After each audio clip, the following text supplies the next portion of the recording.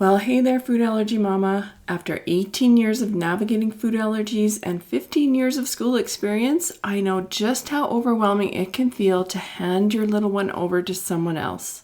Trust me, I've been there. If you add food allergies to the mix, it can feel like the most stressful situation ever. But you don't have to figure this out alone. Today, I'm sharing the exact questions I would ask preschools, daycares, and schools if I were doing it all over again. These questions are designed to help you feel confident and empowered as you search for a safe and supportive environment for your child. Because I know how much peace of mind matters, I've also created a stress-relieving School Allergy Plan Template. This resource goes beyond today's questions and dives deep into what food allergy safety at school can look like. I'll tell you more about that later, so stick around. And don't miss the most important questions at the end. They could make all the difference. So grab your favorite drink, take a deep breath, and let's get started.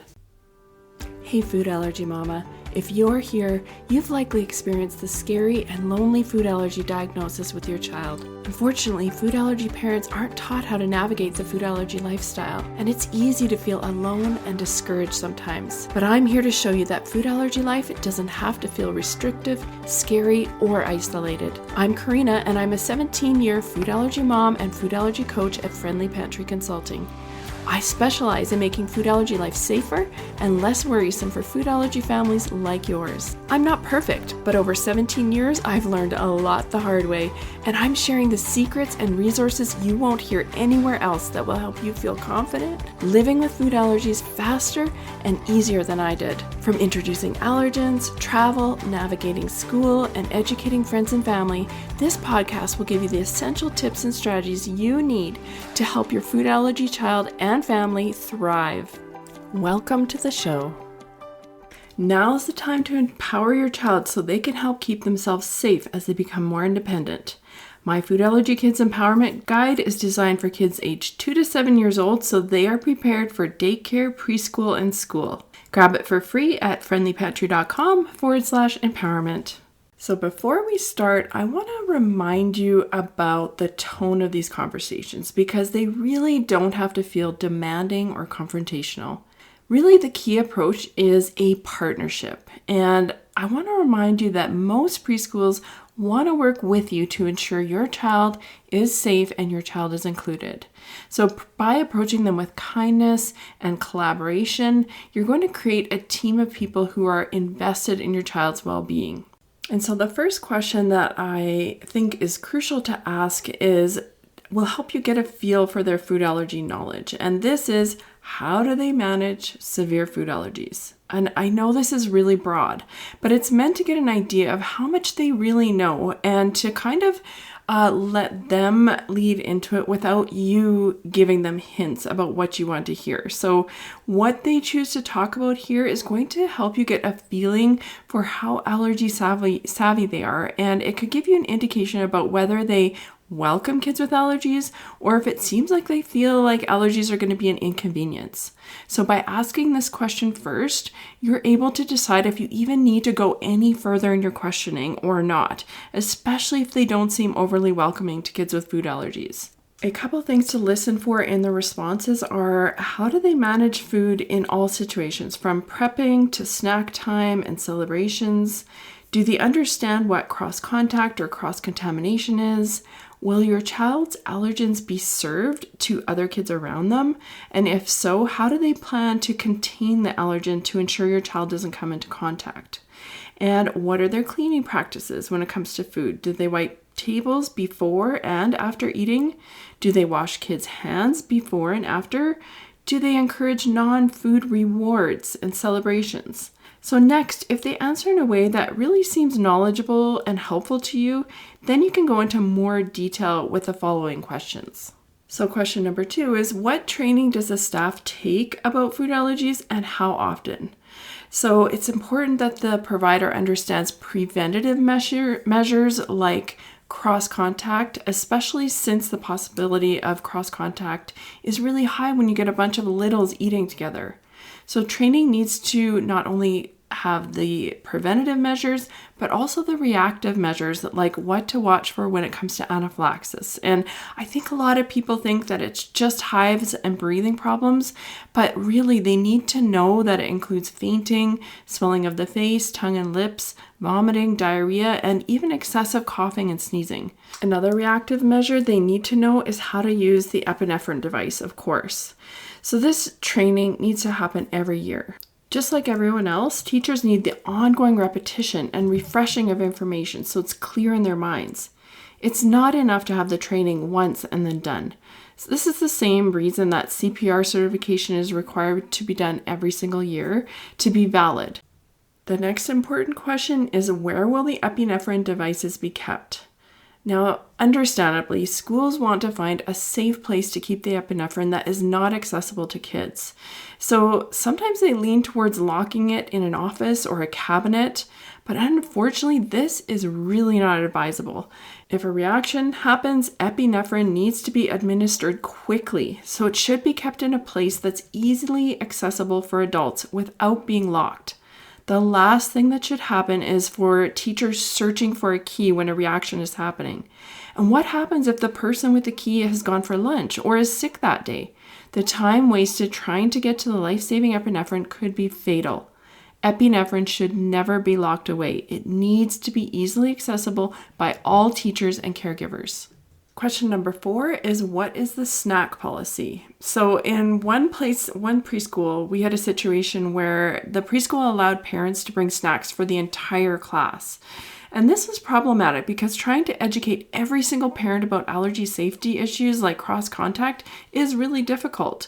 Another situation that you might run across is having each parent provide the snack for their child, or another situation is where the preschool provides the snack for the entire class.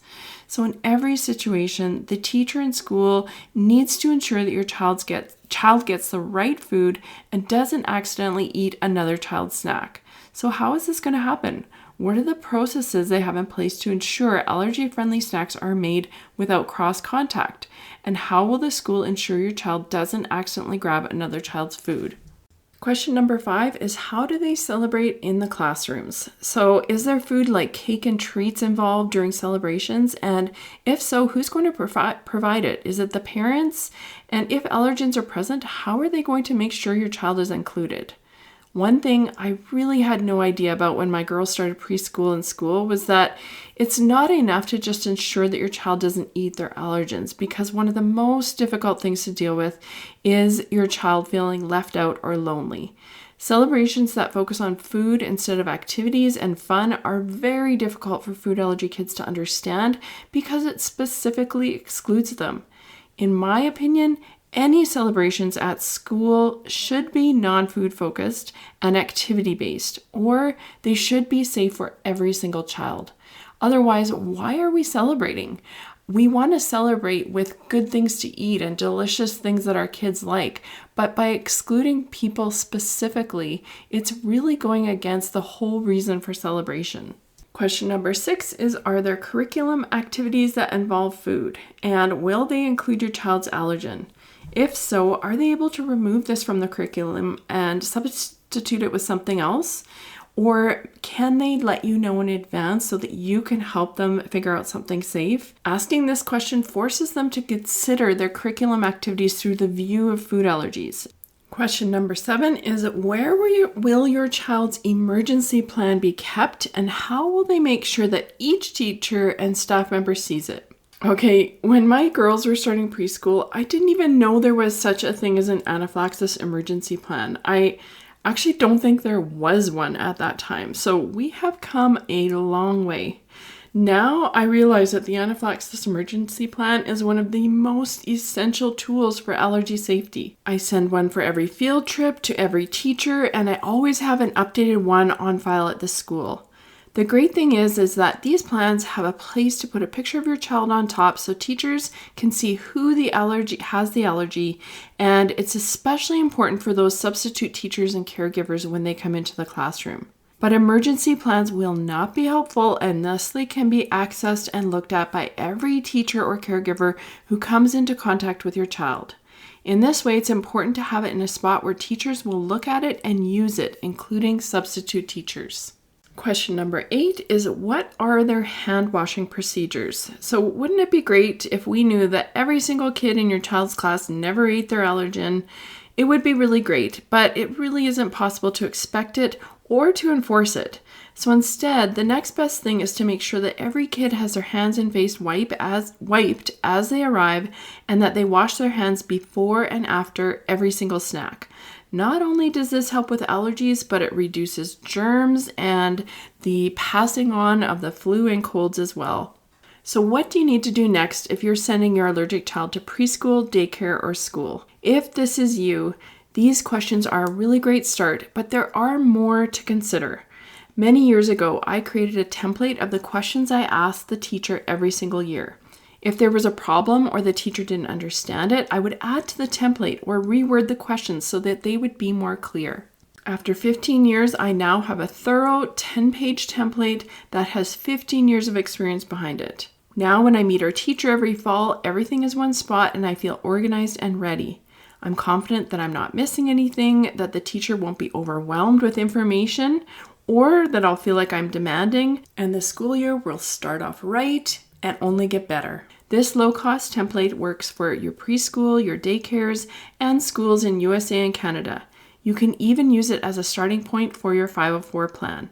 You can grab this low-cost 10-page school food allergy plan template at www.friendlypantry.com/school. If I can leave you with one thing from this episode, I want to give you the courage to ask these questions and have high expectations. It's okay to challenge a school about food allergies if you do so in a kind and collaborative way. Speaking up and advocating will only increase awareness and make the school better. Asking the right questions will give you essential information that helps you keep your child safer and save many misunderstandings and frustrations later. I encourage you to trust your instincts and choose a school where you feel heard and supported. Finding a school that's open to learning and partnering is key. What are your experiences with school? Do you have any questions? If so, send me a message on Instagram at Friendly Pantry. I'd love to hear from you. Thanks for listening, and bye for now. Before you go, Mama, if you love this episode and want deeper support, head over to friendlypantry.com to see how we can partner together to keep your food allergy child safer and worry less. There's no need for wasting time searching all over Instagram, TikTok, and the web to get the practical knowledge you need for your family. While you're there, grab your free Food Allergy Kids Empowerment Guide or the newly diagnosed checklist today. Topics are not medical advice and are the opinions, views, and property of Friendly Pantry Consulting Incorporated. All rights reserved. Always contact your board-certified allergist, immunologist for health advice.